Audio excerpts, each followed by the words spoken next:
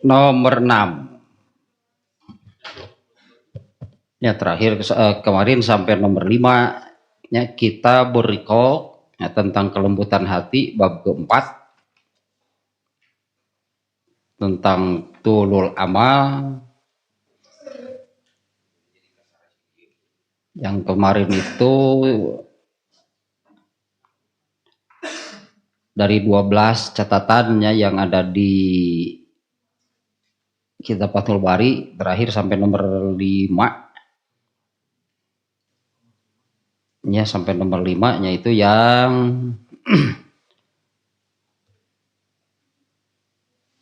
al istirsalu ma'al amali, yaitu lepas kendali itu ya, lepas kendali tentang angan-angan.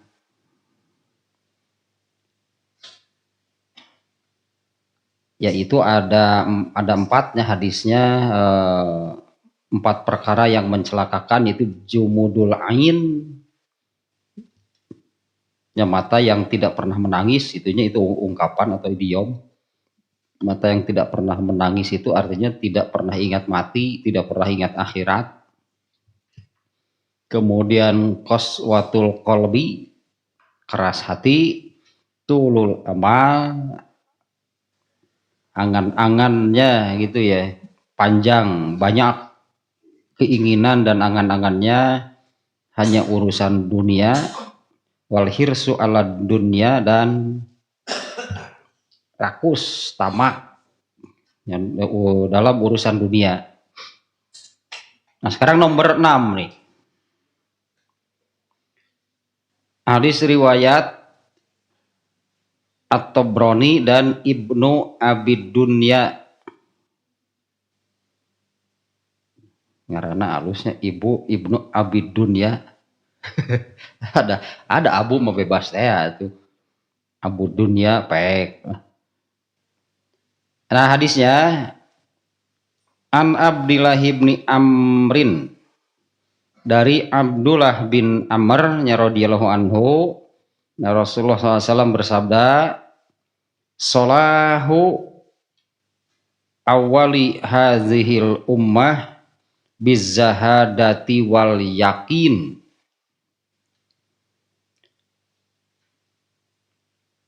Wahalaku akhiriha bil bukhli wal amal. Nah ada kata-kata amal nih di ujung hadis ini nih. Solahu hazihil ummati bizahadati wal yaqini wahalaku akhiriha bil bukhli wal amali. Nah ini hadis ini membandingkan awal manusia dengan Islam, yaitu generasi beliau berartinya Rasulullah dan para sahabat, dan akhir dari apa tadinya wahalaku akhiriha, dan celakanya terjemahan hala atau kieu solah beres awali hazihil ummah, awal dari umat ini. Nah awal umat ini adalah beliau, berartinya generasi awal gitulah. Generasi awal, generasi pertama Islam itu adalah Rasulullah dan para sahabat. Nah beresnya mereka berarti beresnya umat generasi pertama itu bizahadati wal yakin, yaitu dengan sebutannya ada duanya, zuhud berarti ada zuhud, ada zahadah sama saja, yaitu dengan zuhud dan yakin. Wahalaku akhiriha, dan celakanya akhir dari umat ini, yaitu generasi berikutnya berarti. Itulahnya celakanya, ini terjemahnya dulu lah gitu ya. Celakanya akhir dari umat ini adalah bil bukhli wal amali, dengan bakhil dan amal. Nah, gitunya hadisnya ini riwayat At-Tabrani dan Ibnu Abi Dunya.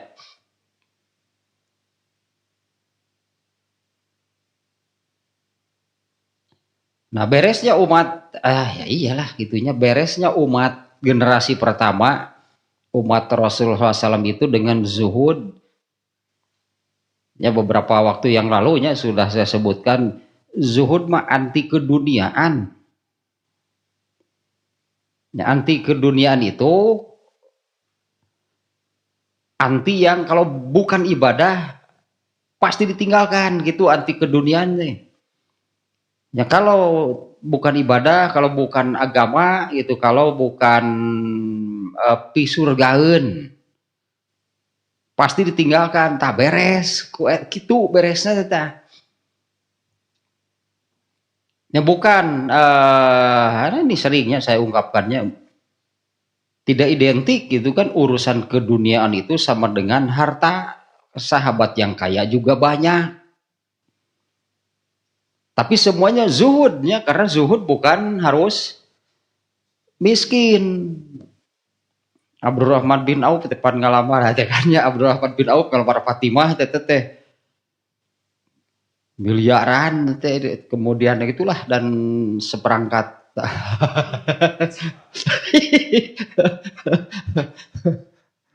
segala gitu di ya tuh melamar anak Rasulullah ya tuh statusnya lah anak Nabi gitunya,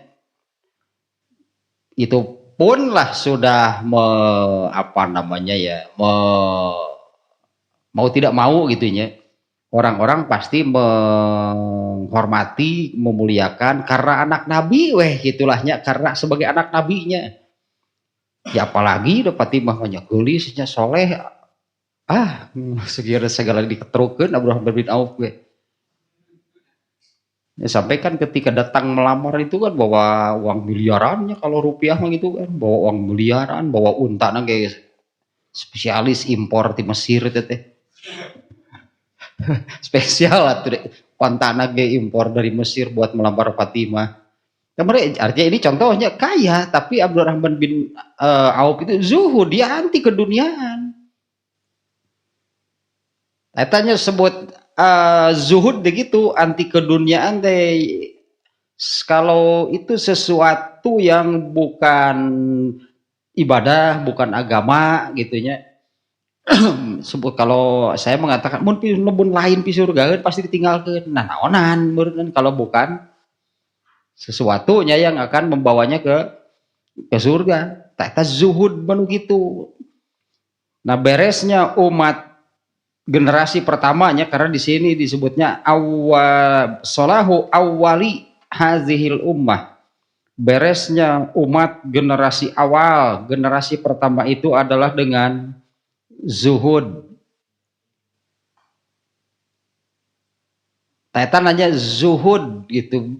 Benghar benghar mana Abdurrahman bin Auf benghar, tapi zuhud kan. Makanya zuhud bukan miskin, jadi disebut anti keduniaan itu bukan anti harta, salah pisan atau gitu mah. Ya, anti keduniaan itu hal-hal yang bukan agama, keduniaan berarti. Dan yang seperti itu gitunya yang ya anti lah disebut, para sahabat pak anti itu urusan-urusan keduniaan. Nah, kemudian yang kedua yakin. Nah, iya sebut yakin tehnya. Dari hadisnya solahu hazihil ummah bizahadah wal yakin. Yakin itu yang seperti apa? Ya beresnya umat generasi pertama itu dengan zahadah dan yakin. Nah, kalau Ibnu Mas'udnya ini dalam Kitabul Iman, al yakin itu al imanu kulluhu, yakin itu adalah iman yang sempurna. Di dalam Al-Quran kata yakin itu dipakai, sudah adanya kata, lumayan banyaknya ayat Quran yang menggunakan kata yakin. Di antaranya yang wabil akhiratihum yuqinun. dan terhadap akhirat mereka yakin. Tari yukinun itu seperti apa? Ya yukinun itu seperti apanya? Yakinnya yakin bahasa Arab. Yakin seyakin-yakinnya. Yakin seyakin-yakinnya. Ayat-ayat anu bieu diantaranya banyak di Qur'annya kata yakin itu digunakan. Wabil akhirati hum yukinun, dan terhadap akhirat mereka itu yakin. Ibnu Mas'ud mengatakan yakin itu adalah iman seluruhnya. Alah, tong diterjemah gitu ketang. Iman yang sempurna. Artinya kalau iman itu sudah sampai kepada sempurna, tak bakal memenuhi itu apa yang disebut di dalam ayat barusan ya, wabil akhirati hum yuqinun. Terhadap akhirat itu mereka yakin. Bisa yakin itu, ya yakin itu adalah iman yang sempurna. Nah, para sahabat bagaimana tentang yakinnya mereka tentang akhirat? Ya para sahabat bagaimananya yakinnya para sahabat tentang akhirat? Wah, banyak sekali contohnya. Ya, banyak sekali contohnya. Abdurrahman bin Auf sendiri kan, dia yakin terhadap akhirat, maka Abdurrahman bin Auf itu suka seperti ini ya. Abdurrahman bin Auf itu kan jarang ada di Madinah karena dia tuh tahu hasil bisnis lagi miliaran gitu, hampir aku tuh sibuk atuh. Sesuai dengan kerjanya pastilahnya pasti sibuk. Berarti sehingga jarang ada di Madinah gitu. Dia berdagang gitunya, sering keluar itulah. Jarang di Madinah. Nah, kemudian hasilnya buat apa? Abdurrahman bin Auf itu orang yang yakin dengan surga, itu yakin dengan akhirat. Nah, dia berdagang itu kemudian hasilnya kan ternyata berlimpahnya jadi sahabat paling kaya. Nah, diapakan oleh Abdurrahman bin Auf? Dia kan bukan, tidak dipakai keliling Eropa, juga pakai kapal pesiar. Jangan pernah Abdurrahman bin Auf. Seraya sih. Sugan gitu, pakai kapal pesiar keliling Eropa gitu. Berarti hidupnya itu full lah gitu, penuh gitu dengan piakhiratan wungkul lah pokoknya mah yang dilakukannya. Karena ya ini kan di dalam hadisnya kan disebutkan, Rasul menyebutkan generasi pertama, generasi awal orang Islam zuhud semuanya. Mereka anti ke duniaan. Abdurrahman bin Auf masuk, berartinya termasuk orang yang dia ini az-zahadah wal yakin. Dia itu zuhud dan yakin. Ya contohnya yang kemarin yang baru-baru ini ya. Anas bin Nador pamannya Anas bin Malik. Ya, Anas bin Nador namanya. Itu pamannya Anas bin Malik. Dia ikut perang Uhud, mengatakan bahwa saya ikut perang itu karena menginginkan surga. Waktu perangnya itu ya berarti sudah ada di Uhud ya. Waktu ikut perang sudah berada di Uhud. Anas bin Nadornya sampai mengatakan seperti itu. Aku sudah mencium aroma surga dari balik gunung Uhud ini. Tapi akhirat kan kanu gitu gakara itu bersemangat kan apa namanya ya, dan Allah takdirkan syahidnya, Allah takdirkan mati syahid dengan dina hadis nama 80 luka di sekujur tubuhnya sampai jenazahnya tidak ada yang mengenali, hancur menurutnya ya awaknanya jasadnya gitunya apa namanya ya, kena tombak, kena pedang, kena panah. Yang bisa mengenali itu saudara perempuannya dari jarinya.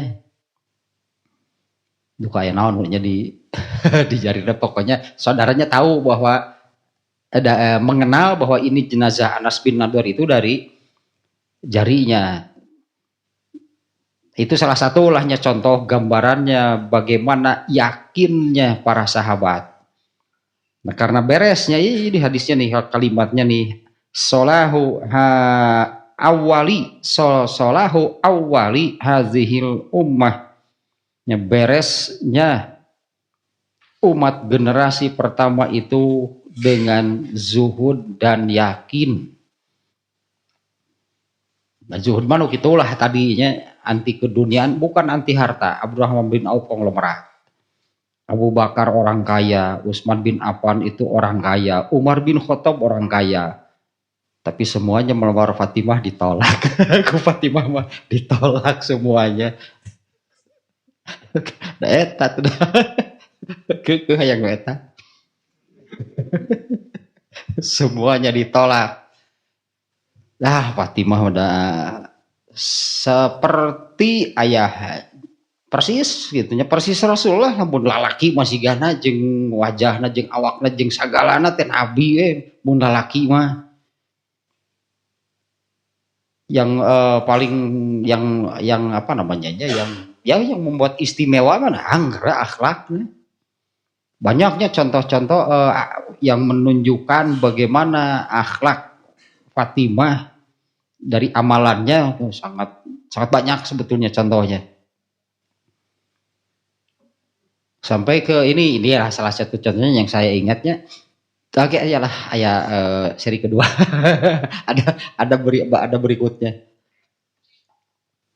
Pernah ada orang yang kehabisan bekal, bertemu dengan Salman Al Farisi atau siapalah gitunya. Kemudian oleh Rasulullah ditunjukkan ke rumah Fatimah. Ternyata di rumah Fatimah juga nggak punya apa-apa. Nah kondisi seperti ini sering sebetulnya, sering lah sebutnya, sering dialami oleh Rasulullah. Ada orang yang datang ada keperluan kepada Rasulullah, ternyata Rasulullah nggak punya apa-apa, sering gitu deh. Jadi Fatimah itu tidak aneh gitunya kalau kondisinya seperti itu mengeluh, nggak pernah tiba lagi nu kieu teh aneh kan Fatimah. Datang kepada Fatimah, kemudian Rasulullahnya yang memerintahkan gitu, datang ke Fatimah, kemudian minta apa yang diperlukannya. Orang kehabisan bekal malah kehabisan makan, kehabisan ongkos. Ternyata Fatimah juga tidak punya apa-apa.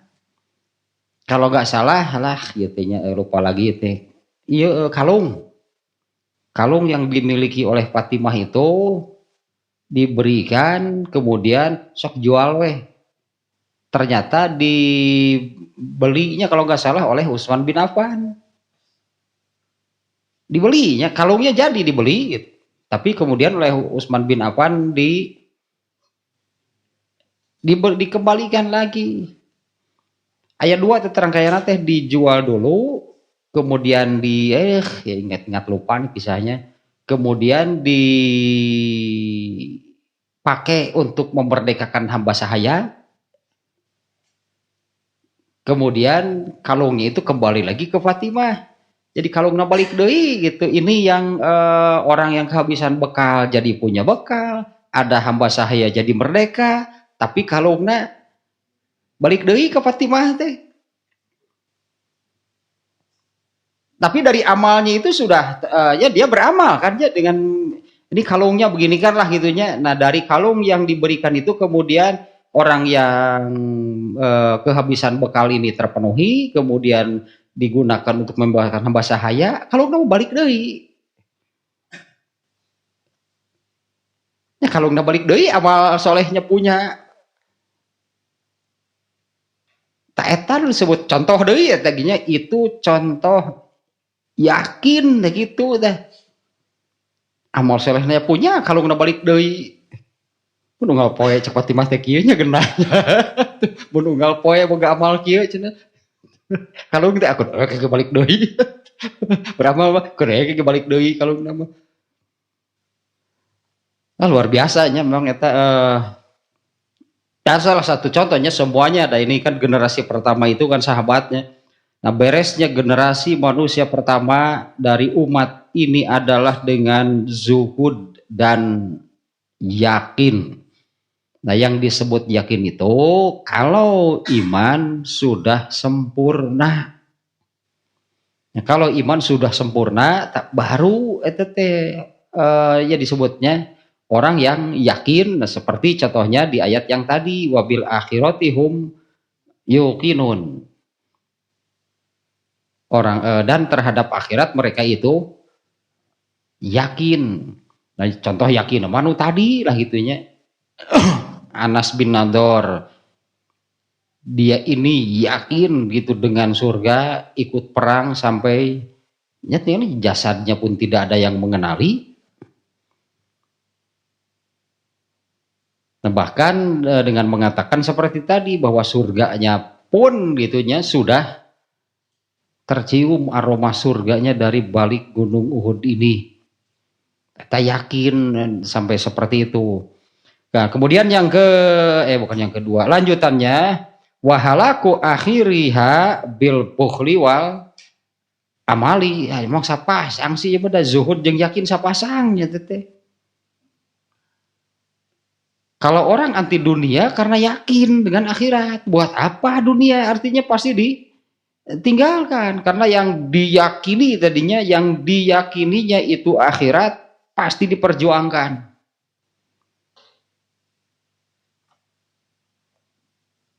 Alah, saya ingat nasihat ya almarhum ya Pak Budi. Ya dulu yang suka ngaji sama-sama. Kalimatnya pendek gitu. Jadi ini menyebut-nyebut yakin. Ya beliau mengatakan ari yakin teh kudu jeung wani. Nah,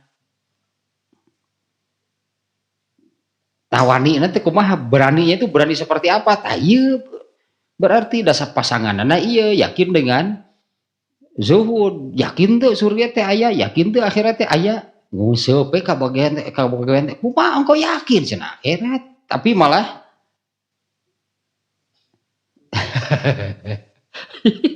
ya, tapi malah gitu yang dilakukannya itu gitu urusan-urusan keduniaan. Aku yakin akhiratnya ayah. Tadi yang disebut ari yakin itu kudu jeung wanina. Ternyata wanina teh iya wani zuhud berarti. Ya, berani zuhud, berani meninggalkan hal-hal yang bersifat keduniaan dan memang itu kan dina hadisnya jelas. Beresna jelema mah itu, nah beresnya manusia generasi pertama manusia. Beresnya umatnya generasi awal, generasi pertama itu adalah dengan zuhud dan yakin. Dah ada kumah, dah sebenarnya mah teh sararea ge percaya lah, jangan dulu yakin. Jangan dulu yakin. Era aya mah ngomong yakin teh, yakin teh surga teh aya, yakin. Cek urang nya yakin gitu. Kalau kalau yakin harus zuhud berarti. Makanya sepasang ini kalau yakin pasti jadi zuhud.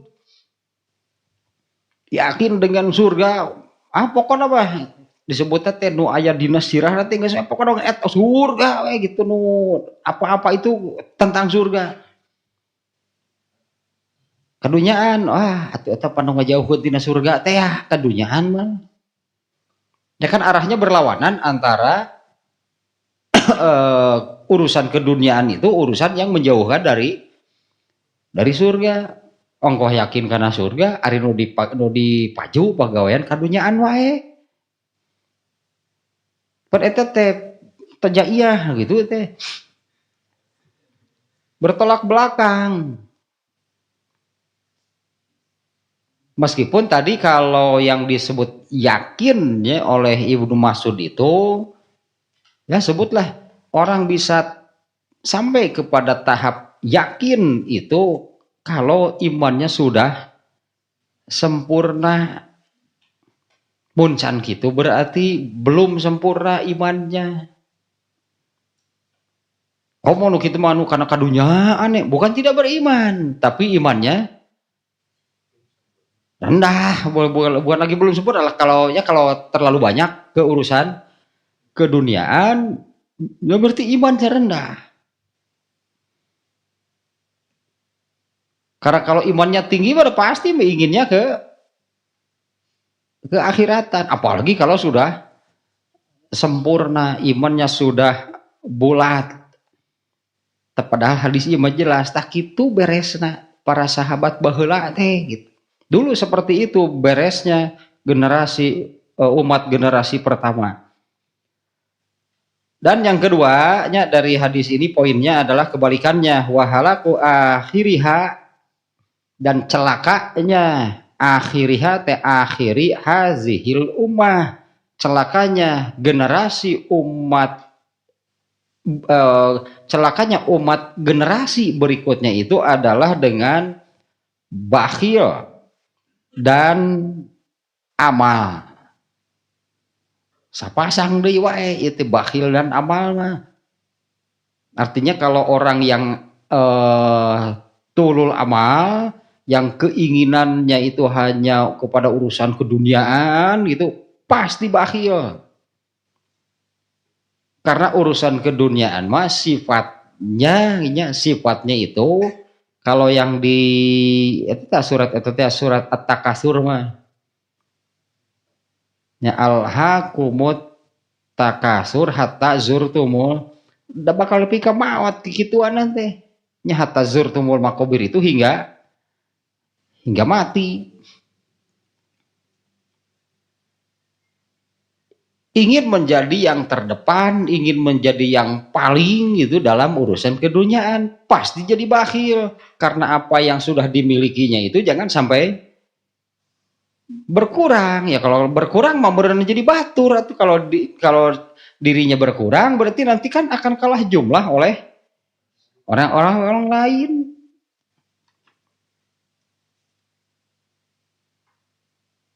Bakhil dan amal, etanya yang mencelakakan teh.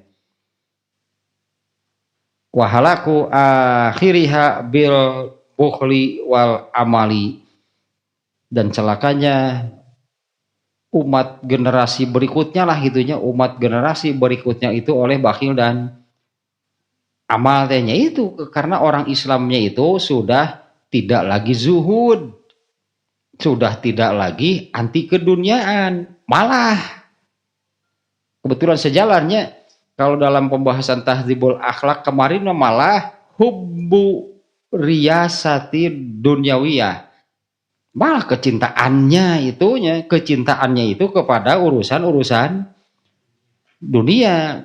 Kalau di sini bahasanya tulul amal, eta keneh sebetulnya. Ya hubbu riyasati dunyawiyah sama lah itunya, sama dengan tulul amal. Atalahnya hadis riwayat At-Tabrani dan Ibnu Abi Dunya. Kemudian poin ke-7. Artinya iya pelajaran pentingnya dari hadis ini bahwa ini statement dari lupa lagi ya sayanya nih ya, siapa gitunya yang mengatakannya. Arabnya lupa lagi gitunya asli. Nah, tapi maknanya saya masih ingat seperti ini. Urusan umat ini tidak akan beres kecuali dengan apa dahulu pernah dibereskan. Itulahnya urusan umat ini tidak akan beres kecuali dengan apa dulu pernah dibereskan. Soketi di zaman Nabi Adam kan nih. Bagaimana umat di zaman Nabi Nuh? Allah mengutus Nabi Nuh dan kalau Nabi berarti kan diberi wahyu, diberi agama, tak beres nanti ku eta sampai generasi Nabi terakhir Allah mengutus Rasulullah, kemudian juga menurunkan Quran, menurunkan agama Islam, menurunkan ilmu. Rasulullah nyebutkan tak beres nanti ku eta. Urusan umat ini tidak akan beres kecuali dengan apa dulu pernah dibereskan. Nah, di zaman Rasulullah itu Allah menurunkan Islam itu di tengah manusia yang seperti apa? Beres tuh. Boro-boro orang-orang jahiliyah kan ya, khususnya lah gitunya. Allah mengutus Rasulullah SAW itu kan di Mekah. Rasulullah orang Mekah, nah jadi nabi nadidinya wahyu pertamanya di Mekah. Nah Allah mengutus beliau itu di tengah orang-orang yang seperti apa? Amburadul bahasa orang nama semerawut. Amburadul bahasa nanti. Di antaranya pengakuan Huzaifah. Ya. Huzaifah pernah mengatakan kunna fi jahiliyatin. Dulu kami ini jahiliyah. Di mana ya, selama itu menjadi jahiliyah itu fi kufrin wa syirkin wa maksiatin kitu tah eusina hirup jelema sebelum Allah menurunkan Islam di sananya ya mah khusus ieu heulanya orang-orang jahiliyah yang ada saat itu. Kami ini dulu jahiliyah, kumaha jahiliyah teh kufur, musyrik, maksiat. Hanya 3 isi hidup mereka. Fa anzalallahu hazihil khair. Kemudian Allah menurunkan kepada kami kebaikan ini, yaitu menurunkan agama, menurunkan Islam itu di tempat tersebut.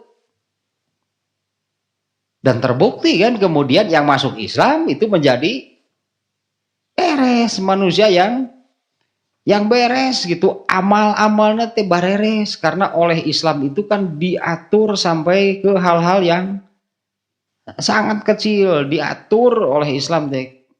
Ya, kalau saya suka mencontohkan itu sengaja yang kecil supaya kalau yang kecil saja diperhatikan ya insya Allah lah, kalau yang lebih besar. Saya suka mencontohkan kan yang kecil keseharian.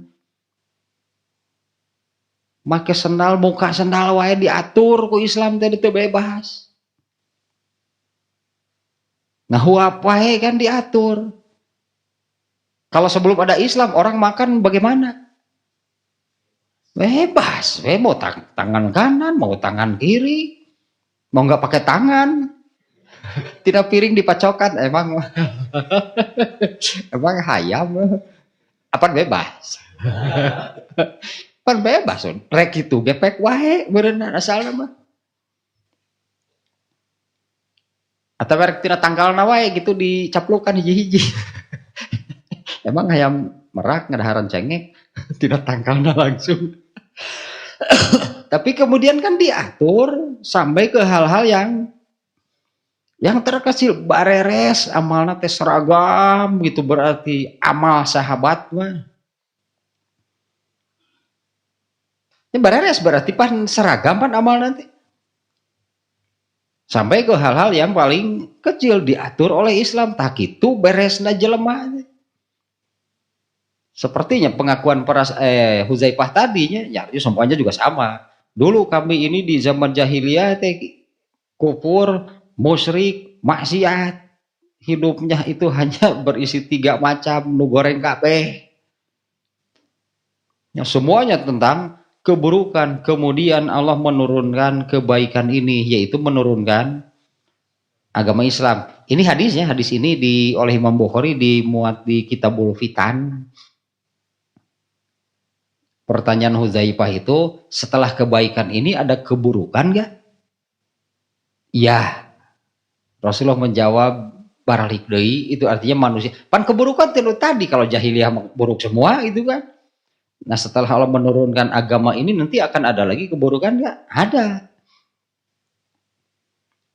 Ternyata kan nggak pakai lama, gitu.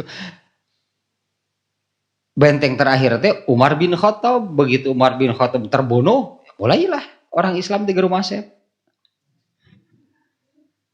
Orang Islam di arah roces. Mulai disebutnya terjadi pergeserannya. Terjadi perubahan. Kenapa orang Islam seperti itu? Orang Islam itu bukan begitu. Orang Islam itu bagaimana? Lihat Nabi dan para sahabat bagaimana? Tak itu orang Islam. Artinya kan tidak jauhnya dari zaman Rasulullah meninggal, Umar bin Khattab terbunuh, Nah, mulailah orang Islam itu mengalami penyimpangan. Dimulai dari Umar zaman ya masih zaman sahabat berartinya, dimulainya dari Umar bin Khattab terbunuh, mulai terjadi penyimpangan, menyimpang orang Islam itu. Nah kalau hari ini menyimpangnya sudah sampai mana? Datu balik deui itu teh. Begitu belok kayaknya namanya menyimpang, berarti kan keluar dari jalur, begitu belok menyimpang terus sugan teh balik deui. Dan tidak akan pernah lagi ada secara global berarti secara keseluruhan tidak pernah terjadi lagi orang Islam itu balik lagi menjadi seperti generasi pertama mual kejadian. Yang ada malah terus semakin jauh, semakin buruk. Nah itu juga disabdakan oleh Rasulullah di Kitabul Fitan oleh Imam Bukhari nya. Hadis ini ditempatkan di dalam Kitabul Fitan. La ya'ti ilaikum zamanun illa wa huwa syarrun minhu. Tidak akan datang satu masa kecuali keadaannya lebih buruk dari sebelumnya. Penyimpangan itu malah terus semakin jauh. Dah asal nama etik sajengkal ente sok diukur ku jempol ukup gitu naon si jam teu apaleun aon ukup dah pernah diukur ku jempol sakitu asal nama atuh bae sakieu mah nya da bibitir masa etik terus sajengkal terus hasta terus sadopa terus teu kaukur tungtung nama ya sampai betul-betul kebablasan lah orang Islam teh. Bahkan ada yang ini kan, yang betul-betul cek orang Sunda menyeples agamanya Islam tapi nyeplesnya kafir hirup nanti. Ya itu kan sudah disabdakan oleh Rasulullahnya orang Islam itu mengikuti cara hidup orang-orang kafir. Ngan teu murtad bah ta eta wungkul gitu eta teh. Itu nepi ka murtad mah gitu keluar dari Islam mah. Tapi kalau hidupnya sudah benar-benar seperti mereka, seperti orang-orang kafir. Nah, kembali lagi ke sini nih. Ya sampai yang barusannya hadis riwayat At-Tabrani dan Ibnu Abi Dunya, beresnya umat generasi awal, generasi pertama itu dengan zuhud, anti keduniaan. Ini terdapat pahurnya saya teh kalau saya mengatakan anti keduniaan teh ditangkapnya gitu nya, dipahaminya anti kekayaan berarti hidup harus miskin. Bukan seperti itu ya. Anti keduniaan mah anti hal-hal yang sifatnya bukan urusan ibadah, bukan hal-hal yang bisa membawa ke surga, gitulah inti nama. Bukan anti sosial, anti kepapanan, anti mau, bukan yang seperti. Saya kira sudah jelasnya. Abdul Rahman bin Auf kaya, dia zuhud.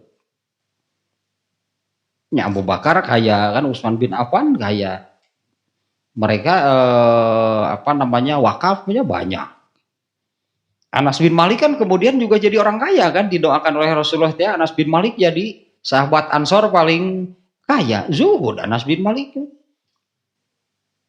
Eta tuh ada ieu teh mungkin kieu nya mungkin ini nih pemahamannya ajaran dari tasawuf.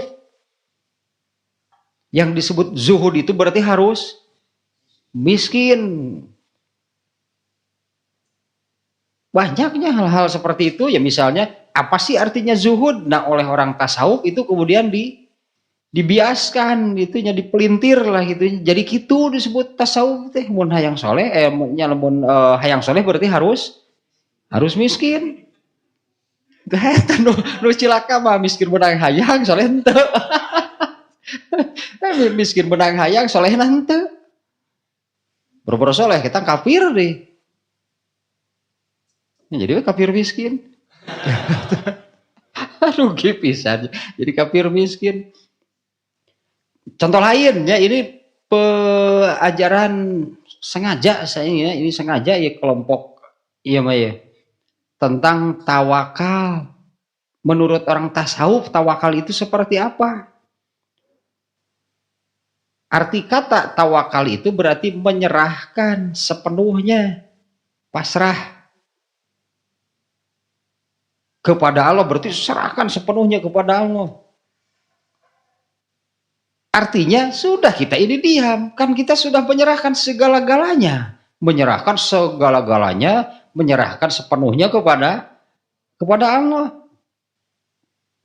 Kalau kita masih berusaha, ongko sudah pasrah. Si ganunitah tapi orang oge migawe, ongko cenah geus dipercayakeun ka batur. Tapi kita sendiri mengerjakan itu terpercaya, tak eta cek orang tasawuf mun kitu berarti terpercaya ke Allah. Ini contohnya nanti ada di Tahdzibul Akhlaknya bab tawakalnya, bab tawakal. Contohnya nanti kalau seorang nelayan lah contohnya, atau ya bukan nelayan lah, orang yang sedang melaut lah gitu di laut, naik perahu kecil misalnya, kemudian dihantam ombak sampai kapalnya, perahunya itu hancur dan tenggelam di tengah laut. Atuh rek minta tolong ka saha? Nyati mau minta tolong kepada siapa? Dan artinya yang bisa menyelamatkan dari situasi seperti itu hanya Allah. Langsung lah gitu oleh Allah, karena kalau bantuan siapa kan nggak ada di tengah lautnya. Apa sih yang harus dilakukan? Iya, contohnya dalam situasi seperti itu, apa yang harus dilakukan oleh nelayan tadi? Kalau kejadian demikian di tengah laut sendirian, perahunya dihantam ombak, hancur berantakan, harus bagaimana? Serahkan sepenuhnya kepada Allah. Jelas ya, contoh seperti ini ya, yang bisa menyelamatkan hanya Allah. Nungguan lumba-lumba, saya jauh dan gak bisa dipanggil. Nungguan lumba-lumba, saya datang dan pari. Ubur-ubur itu datang, nungguan lumba-lumba datang dan ubur-ubur, terdisereun ke ubur-ubur. Pae itu lain selamat. Nah, kalau menurut ajaran mereka, karena ini menyimpang nih ajarannya nih ya, ini jadi menyimpangnya, distorsi lah gitu, jadi salah. Dalam situasi seperti itu jelas hanya Allah yang bisa menyelamatkan. Ya bertawakallah kepada Allah, benar tentunya, bertawakallah kepada Allah, serahkan sepenuhnya kepada Allah, karena ini benar-benar hanya Allah yang bisa menyelamatkan.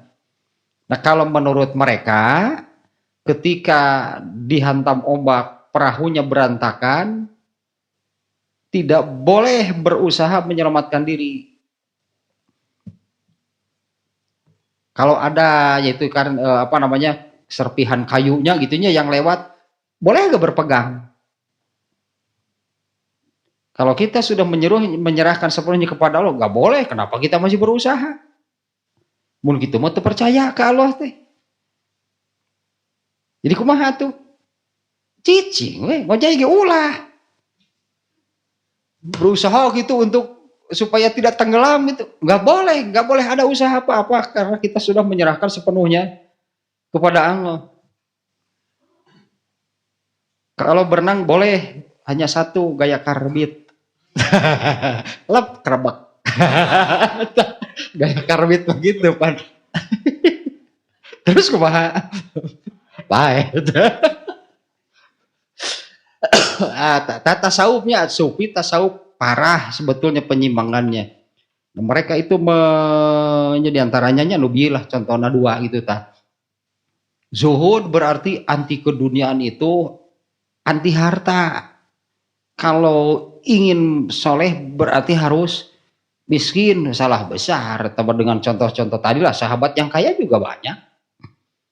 Nah, kemudian tawakal itu jadi seperti itu, jadi cicing, tidak melakukan apapun.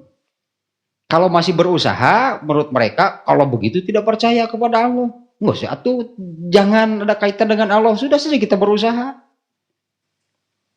Itulah diajarkan nantinya tasawuf. Penyampaian yang lainnya banyak dan parah itunya ajaran tasawuf. Pantas kalau ini Imam Asy-Syafi'i ya. Imam Asy-Syafi'i apa namanya? Mengeluarkan satu statement tentang tasawuf nih. Imam Asy-Syafi'i mengatakan pagi hari kamu belajar tasawuf, sore hari kamu dungu. Sok bimbingan bimbel bimbel mah jadi lain bimbingan belajar eta mah. Bimbel itu. Pagi hari kamu belajar tasawuf, sore hari kamu dungu. Emang dari dulunya tasawuf mah. Tasawuf dari dulu. Kemunculannya artinya bukan baru-baru ini. Tasawuf itu dari dulu. Imam Asy-Syafi'i sudah mengatakan demikian. Karena penyimpangannya itu sangat jauh dan parah gitu penyimpangannya. Nah, sekarang berikutnya nih nomor 8.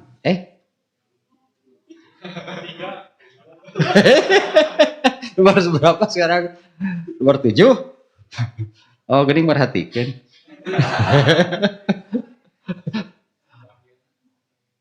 Oh, bakhil. Bakhil mah tidak mau mengeluarkan. Bahkan selalu berpikir untuk menambah. Itu kalau urusan harta. Tidak mau mengeluarkan, bahkan yang ada itu yang terpikir itunya keinginannya itu untuk terus untuk menambah. Ya gitu pokoknya mah sampai berpikirnya bukannya jauh atau bakhil dari bahasa Arab nama jud atau jawadnya jud atau jawad. Nah, Rasulullah itu orang yang paling dermawan bahasa kita nyanyi. Dermawan berehan. Nah, Rasulullah itu orang yang paling dermawan. Rasulullah itu disebut nanti urusan sodakoh, urusan memberi mah disebut dalam hadisnya itu ringan seperti seperti angin. Ya urusan ya jawad mah nggak ada yang lebih dermawan dari Rasulullah itu nggak ada. Nah, urusan dermawannya Rasulullah itu digambarkan seperti intinya senangnya sebetulnya seperti seringan angin, artinya mudahnya beliau bersodakoh, beliau memberi. Tak kebalikan nanti bakhil kalau dalam urusan harta itu yang terpikir itu hanya menambah bagaimana caranya supaya yang sudah ada pada dirinya tidak berkurang dan bagaimana supaya terus bertambah. Tetapi bakhil urusan harta artinya tidak mau memberi lah, itunya tidak mau memberi. Tapi bakhil ini bukan hanya urusan harta. Orang yang tidak mau beribadah juga artinya tidak mau memberi persembahan kepada Allah. Orang yang hanya bakhil itu orang yang beribadah itu artinya kan mempersembahkan sesuatu kepada Allah. Artinya memberi persembahan. Orang bakhil pasti nggak mau ibadah. Baik dengan hartanya ataupun dengan jasadnya, dengan badannya lah. Artinya baik amal yang terkait dengan harta, menggunakan harta, ataupun amal yang tidak menggunakan harta tapi hanya menggunakan anggota badannya. Bakhil mau gitu. Padahal ini persembahannya untuk Allah. Kalau di surat ya surat As-Saffnya eta teh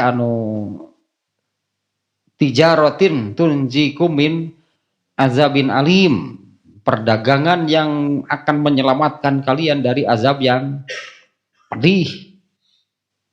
Tu'minuna billahi, beriman kepada Allah, wa tujahiduna fi sabilillahi bi amwalikum wa anfusikum, beriman kepada Allah dan bersungguh-sungguh di jalan Allah dengan harta dan nyawa sekalipun.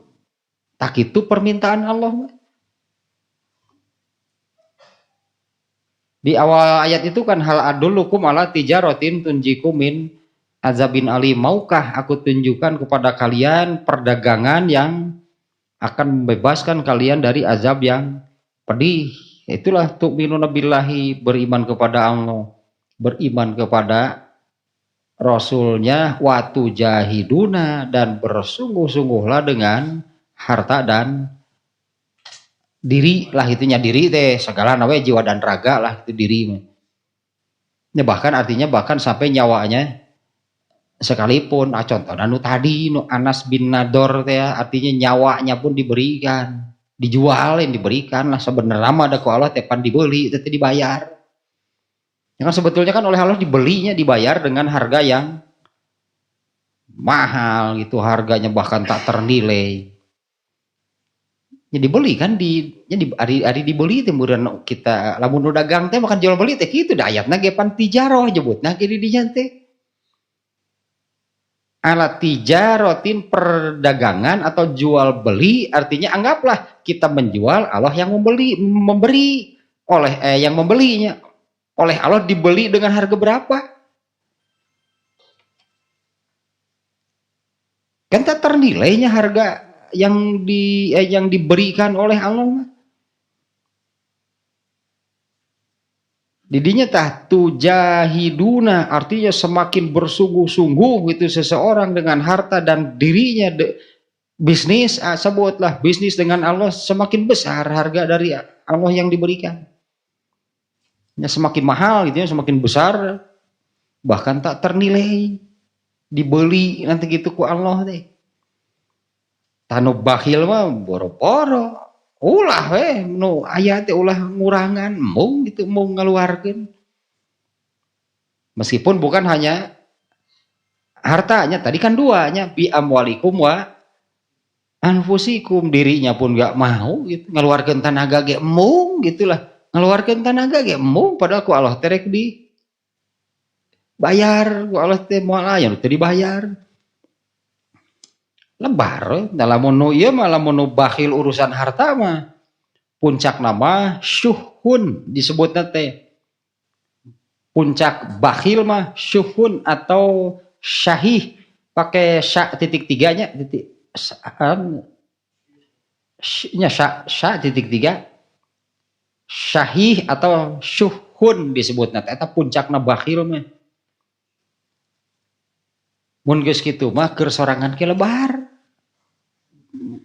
Boro-boro dipake ku batur, manehna gering ge, ka dokter mayar sabaraha. Atuh ngurangan duit. Padahal manehna anu gering teh. Gitu. Buka mobil kan. Wah, mun ke Bandung ka Dagor ke di jalan kudu ngomen sabaraha. Geus kena angkot aman sare-sare, paling bablas ke terminal. Ari mobil genep pura. Dihaneutan ya wungkul make can pernah. Ka ditu ka dieu kena angkot. Kenapa mau? Tunggu, karena bungo teh eta bisi kaki jeli kayak jalan goreng. Salah mun kaki jeli sok teu ramblek bemo malin. Itu cicing nu apa dongeng nama. Ada kudu apa dongeng na atuh. Ada bemo kaki jeli beteuram eta. Sewa bemo lagi naik angkot ayeuna mah kaki jeli teu teuram aya mah. Khusus naik bemo. Aisyah bro. Didengarkan teman. Naik bemo. Kan itu kan dia itu lebar ker diri lagi lebar. Ternyata sudah sampai ke syukun. Wah boro-boro kerbatur teman jelas. borong-borong terbatur gitu dipakai ku sorangan ge lebar ya hanya eta we untuk jadi atakasur teh ya atakasur teh berlomba-lomba kasebutna gitu saya memiliki yang paling banyak yang eta we unggul gitu kahayang nanti jangan sebutlah lebih mencontohnya mobil mengajajar ini pakai kumaneh nagetara mata kan itu kada bemo gitu nggak bisa terap kada bemo nggak bisa terap kada bemo karena mobil sorangan mantep kalau mobil sorangan pakai AC dan sup angin sudah bisa mending kada bemo bari bau oli baik naik bemo jaman baheula oh ya Pak ini atas sana teh yang terap beli naik bemo sana naik bemo teh yang terap beli naon ini yang itu bemo penting itu bakhil namanya tidak mau mengeluarkan ya baik harta ataupun tenaga apalagi harus mengorbankan nyawa wah jauh bakhil puncak bakhil mah syuhun disebutnya dua nanya paingan ini kan yang mencelakakan itu adalah bakhil ya dia kan tidak mau beribadah pun gitu kan baik dengan harta ataupun dirinya gitu kan itulah acuannya ke hadis di surat As-Saff ayat berapa itu 89 itu ayat 10 hal adulukum ala tijaratin tunjikum ini jual beli yang menyelamatkan dari azab yang pedih yaitu beriman kepada Allah dan Rasulnya dan bersungguh-sungguh dengan harta dan diri itulah harta dan diri itu bukan ya bahkan sampai artinya bahkan sampai nyawanya pun gitu ya dijual kepada Allah dan amalnya inilah amalnya ada disebut di hadis ini nih dan amal ya itu urusan keduniaan teh yang mencelakakan umat generasi berikut lah itu yang sebutnya terjemah bebas namanya yang mencelakakan umat generasi berikut itu adalah bakhil dan keduniaan. Nah, teteh lah itu pergeseran teh hanya bergeser, beralih, berpindah. Itu karena kalau contoh ideal bagaimana yang namanya seorang muslim itu Rasulullah dan para sahabat tak itu orang Islam makuduna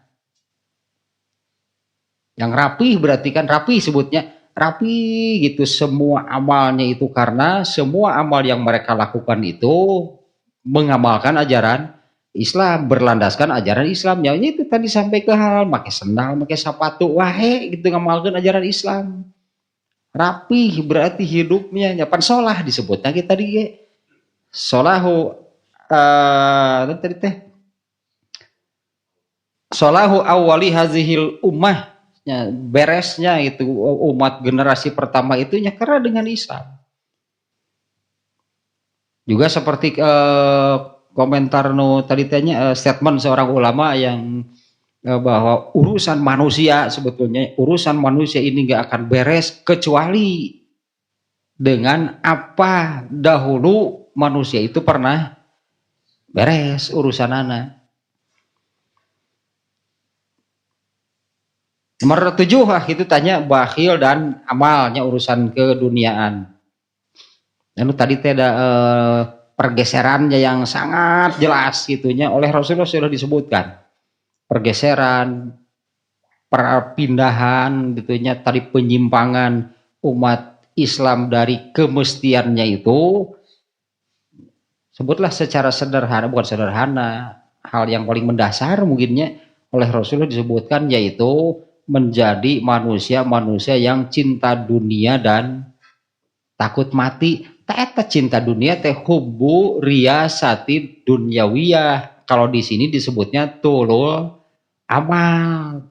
Ya hadisna eta teh yaitu cinta hubbu dunia wa karohiyatul maut. Sapasang deh eta ge kalau mencintai dunia mah ya pasti takut mati. Karena kalau mati itu kan meninggalkan dunia tuh ya, kan kecinta dunia dan takut mati ya, dua sejoli dewa itu ya. Itu bisa dipisahkan. Nah, tuh kalau cinta dunia pasti takut mati, karena mati itu meninggalkan dunia. Nah, karena kecintaannya kepada dunia itu, sieun pisan mau teh. Makanya berusaha lah gitu, bagaimana supaya panjang umur, muru kana ngeunah. Padahal kan itu dapat tinggal di puhna. Kan itu dapat tinggal di puhna we, ya karena anu eta teh anu naon teh dina surat Al-A'la teh. Allazi khalaqa fasawa faja'alahu gusaan. Udah bakal gitu makhluk hidup mah semuanya. Faja'alahu, asalnya kan Allah ciptakan kemudian menjadi sempurna teh sampai kepada puncak lah itunya. Sampai kepada puncaknya faja'alahu gusaan ahwa, tapi kemudian kan anger we kalau pohon teh mah akan mengering dan mati, ya tadi mengering dan hitam gitunya. Nah, makhluk hidup masa manusia juga seperti itu. Allah ciptakan kemudian sampai ke puncaknya, ya namanya sudah puncak makanya naik aneh. Kalau sudah ke puncak berarti turun. Nah, puncaknya manusia itu sampai usia berapa? Kalau dari situ pasti mengalami penurunan. Arya hirup hayang panjang umur, emang ngeunah. Kadituna berarti kan terus menurun terus ke bawah. Kaduhung setagar sok. Kaduhung panjang umur. Tadi itu tuh tinggal ripuhna we mamawa awak teh. Berusaha untuk panjang umur, buruk kanarek dikiranya gitunya akan tetap berada dalam kondisi puncak teh nya, kondisi puncak. Waduh, kondisi puncak teh itu segala kuat gitu gitu gering. Ya kan itu nama mengalami penurunan. Mun kitu mah terus itu seperti usia puncak, itulah lamun geulisna anger. Ya, kondisi badannya kan tetap bugar seperti itu, mungkin itu mah hayang panjang umur teh. Nah, iya kan faja'alahu gusaan ahwa, ya setelah sempurna sampai puncaknya pasti mengalami penurunan. Ya kalau pohon teh mah pasti akan mengering dan mati. Nah, manusia juga sama, manusia juga mengering dan mati. Mungkin juga yang panjang umur segala kan diterus 3.000 nah kecuali kan kalau di surganya, kalau di surga karena abadi berarti selamanya berada pada kondisi puncak prima, ya tidak akan mengalami penurunan. Ya bahkan kan setiap minggu berarti setiap minggu itu akan mengalami peningkatan, malah bukan penurunan. Tapi setiap peningkatan teh unggal beres ngopi bareng. Nah, genah di surga teh. Gitu. Beres ngopi bareng seminggu sekali pan ngopi di ditu teh. Wajib mah. Bekal sakopina malah dibayar ya. Setiap pulang kan penampilannya semakin baiknya, semakin baik. Nah, teruslah itu mengalami malah peningkatan. Kalau di surga itu bukan mengalami penurunan karena abadi. Nah, coba kalau mengalami penurunan bari abadi. Mengalami penurunan tapi abadi. Wah, eta mah. Sigara teh nya 1000 tahun lah, ada panjang ulah 100 tahun teuing. Di surga 1000 tahun. Nah, kadituna mah tinggal nyeri awakna we. Makanya kaditu beuki dan abadi. Tung-tung na mga gunung kan ngedupruk nyeri awak wunggul. Ningali ka istana belah ditu keur dipencetak. Bieu belah dieu gitu keur manggil tukang urut. Belah itu keur dikerok. Bidadari ngalangur. Bidadari atuh nonton patah gitu. Udah kemarin teh apa nu taman surga kan sangat indah. untuk melihatnya itu kan diberi satu tempat yang permadani kan disediakan gelas-gelas gitu yang berjejer. Tapi ke Poh balik itu istana eta buat ku betah didinya. Kegoleran didinya pan melihat indahnya surga supangin. Dan di luar wae tuh balik ke istana. Tenang, lagi air pencetan. Aduh, kalau di surganya abadi dalam kondisi puncaknya, puncak manusia lah gitunya, puncak performanya manusia di bumi seperti apa? Tah, emang gitu di akhirat mah dan abadi tidak akan mengalami bahkan mengalami peningkatan. Ya abadi ya soalnya ya mengalami penurunan mah abadi bari ribu. Kebayang belah ditukar itu aya oge padahal teh naik bemo di ditu mah. Pokoknya di surga ya bemo. Di bumi wae geus dihancur bemo teh. Pirang ditu aya deui. Dutera bahaya kan apa yang dimakan oleh manusia di dalam surga itu bukan jadi limbah seperti di bumi ya jadi air kencing jadi kotoran bukan hanya jadi sendawa dan keringat aya anu terap di surga mah teu kudu naik bemo heula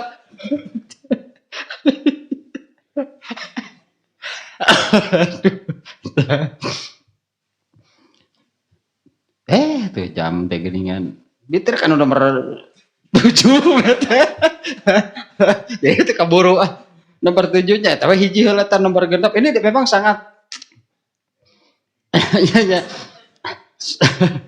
eta 7 nama nomor 7 eta bi catet ti ayeuna itu nu terap naik bemo eta mau eta ge mun ngagejeli gitu eta ngagejeli mah henteu cici damai ya tinggal gejeli mah tuluy we siapa apal saya teman gak ngejeli puisi aja